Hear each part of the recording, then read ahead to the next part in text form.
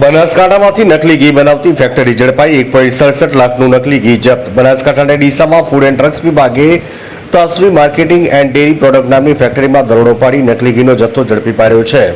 Food વિભાગે sample લઈ તપાસ કરતા નકલી ઘી બનાવતા હોવાનું સામે આવ્યું। ફેક્ટરીમાં રહેલા 1.67 લાખનો મુદ્દામાલ કબજે કરાયો છે। ફૂડ વિભાગે જણાવ્યું કે ફેક્ટરીનો માલિક ભૂતકાળમાં ઘણી વખત આ પ્રકારનું કૃત્ય કરતા પકડાઈ ચૂક્યો છે।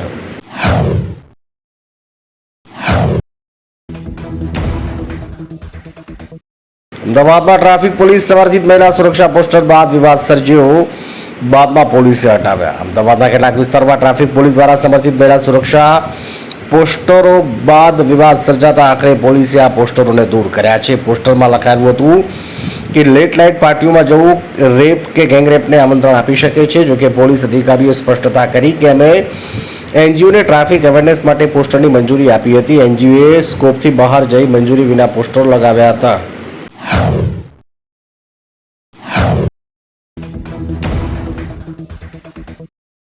સુરતમાં ગર્ભાવસ્થા પરીક્ષણના રેકેટનો પર્દાફાશ, પૈસા લઈ કરાતું હતું પરીક્ષણ। સુરતના અમરોલીમાં શિવમ અને હોમસાઈ હોસ્પિટલમાં ગેરકાયદેસર ગર્ભાવસ્થા પરીક્ષણ આરોગ્ય વિભાગે ઝડપી પાડ્યું છે। હોમસાઈ હોસ્પિટલના ડોક્ટર ઝડપિયા અને તેમના રિક્ષા ચાલક ગર્ભવતી મહિલાનો સંપર્ક કરતા હતા। ગર્ભ છોકરો કે છોકરી તેને ચકાસવા માટે 10 થી 15,000 રૂપિયા વસૂલવામાં આવતા હતા। આરોગ્ય વિભાગે સોનોગ્રાફી મશીન સીલ કરી દીધું। આ મામલે વધુ તપાસ શરૂ કરી છે।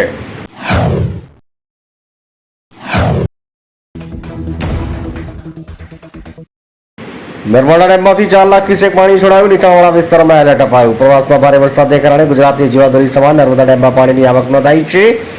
અહેવાલ અનુસાર સરદાર સરોવર ડેમની જળ સપાટી 133.48 મીટરે પહોંચી છે। ડેમના 4.34 લાખ ક્યુસેક પાણીની આવક થઈ। છેલ્લા 24 કલાકમાં પાણીની સપાટીમાં 1.44 મીટરનો વધારો થતાં ડેમના 15 દરવાજા ખોલવામાં આવ્યા। કોઈ દુર્ઘટના ન સર્જાય તે માટે તંત્ર દ્વારા 27 ગામોને એલર્ટ કરી દેવાયા છે।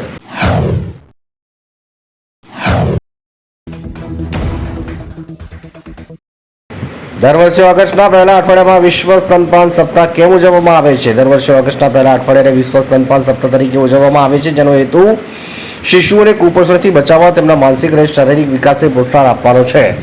WHO અને યુનિસેફ અનુસાર સ્તનપાન શિશુઓને પોષણ અને રોગ સામે લડવાની શક્તિ પ્રદાન કરે છે, જે ઝાડા અને નિમોનિયા જેવા રોગોને અટકાવે છે।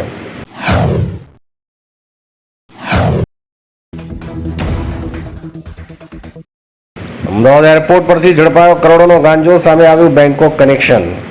અમદાવાદના સરદાર વલ્લભભાઈ પટેલ આંતરરાષ્ટ્રીય એરપોર્ટ પર ડીઆરએ દ્વારા મોટી કાર્યવાહી કરવામાં આવી। બેંકોકથી આવેલા 2 મુસાફરો પાસેથી અધિકારીઓ અંદાજિત 15 કરોડનો હાઇબ્રિડ ગાંજો જપ્ત કર્યો છે। બંને મુસાફરોની તપાસ દરમિયાન તેમના લગેજમાંથી આ ગાંજો મળી આવ્યો હતો। અમદાવાદ એરપોર્ટ પરથી છેલ્લા 3 મહિનામાં 250 કરોડથી વધુનો ગાંજો જથ્થો જપ્ત કરાયો છે।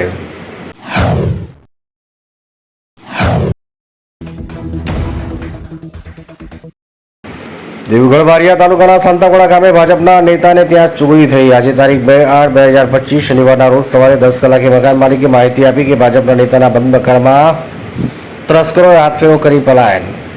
ગત તારીખ 30/7/2025ની રાત્રિ 31/7/2025 સવાર સુધીમાં તસ્કરોએ હાથફેરો કર્યો। ભાજપના નેતા ભૂપેન્દ્રસિંહ ચૌહાણે ત્યાં ચોરી થઈ। ભૂપેન્દ્રસિંહ ચૌહાણ તેના પરિવાર સાથે વડોદરા હતા ત્યારે તેના બંધ મકાનમાં થઈ ચોરી। મકાનનો મુખ્ય દરવાજો તોડી ઘરમાંથી સોનાના દાગીના સહિત રોકડ રકમની ચોરી, અંદાજે 36 તોલા સોના દાગીના તેમજ રોકડ રકમની ચોરી।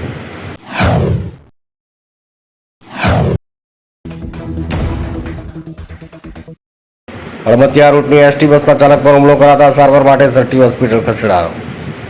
ભાવનગર જિલ્લાના ગારિયાધાર હળમતિયા રૂટ પરની એસટી બસના ચાલક પર હુમલો કરાની ઘટના બની। એસટી બસના ચાલક સાથે કોઈ બાબતે હુમલો કરાતા માથાના ભાગે ગંભીર ઇજાઓ પહોંચી, જેને પગલે ઇજાગ્રસ્ત હાલતે બસ ચાલકને સારવાર માટે સટી હોસ્પિટલ ખસેડાયો। ઘટનાને મામલે પોલીસને જાણ કરાઈ અને એસટી વિભાગના અધિકારીઓ કર્મચારીઓ હોસ્પિટલ ખાતે દોડી આવ્યા હતા।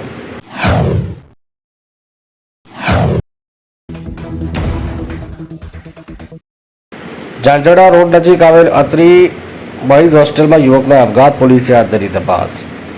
જૂનાગઢની હોસ્ટેલમાં યુવકનો આપઘાત। ઝંઝરવાડા રોડ પર આવેલ અત્રી બોયઝ હોસ્ટેલની ઘટના 21 વર્ષીય મિહિર કાંબરિયા ગળે ફાંસો ખાઈને જીવન ટૂંકાવ્યું। હોસ્ટેલમાં આપઘાતની ઘટના બનતા પોલીસને જાણ કરાઈ। પોલીસ ઘટના સ્થળે પહોંચી તપાસ હાથ ધરી। આપઘાતનું કારણ અકબંધ। મૃતક પોરબંદર જિલ્લાના કુતિયાણા તાલુકાના માંડવા ગામનો હતો।